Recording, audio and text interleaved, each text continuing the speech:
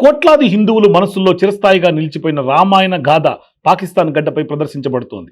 పాక్లో ఇటీవల 3 రోజుల పాటు ప్రదర్శించిన రామాయణ నాటక ప్రదర్శన సోషల్ మీడియా వేదికగా ప్రశంసలు అందుకుంటోంది. అయితే ఇందులోని కళాకారులందరూ పాకిస్తానీలే కావటం గమనార్హం. కరాచీకి చెందిన స్థానిక నాటిక బృందం మౌజ్ సాంస్కృతిక సరిహద్దులను దాటి ప్రపంచ దృష్టిని ఆకర్షిస్తోంది. రాముడు, సీత, రావణుడు వంటి కీలక పాత్రలతో అందరినీ ఆకట్టుకుంటున్నారు. వీరి నటనను చూసిన స్థానికులు చప్పట్లతో ప్రోత్సహిస్తున్నారు. ఈ క్రమంలో మొట్టమొదటిసారిగా ఈ నాటకాన్ని కరాచీలోని ఆర్ట్స్ కౌన్సిల్ ఆఫ్ పాకిస్తాన్లో ప్రదర్శించారు.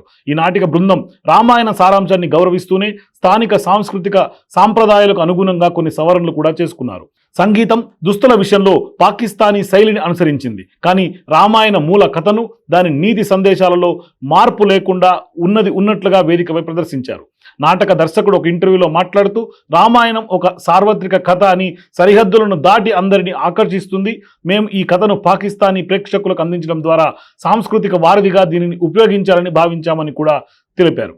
ఈ నాటకాన్ని ఒక ప్రముఖ విమర్శకుడు ధైర్యమైన, సమతుల్యమైన ప్రయత్నంగా అభివర్ణించారు. మరొక విమర్శకుడు నటనలోని భావోద్వేగ లోతు, దృశ్య సౌందర్యాన్ని కూడా కొనియాడారు. ముఖ్యంగా రావణుని పాత్రధారిని మెచ్చుకున్నారు. పాకిస్తాన్లో రామాయణం వంటి హిందూ ఇతిహాసాన్ని ప్రదర్శించడంపై కొందరి నుంచి విమర్శలు కూడా వెల్లువెత్తుతున్నాయి.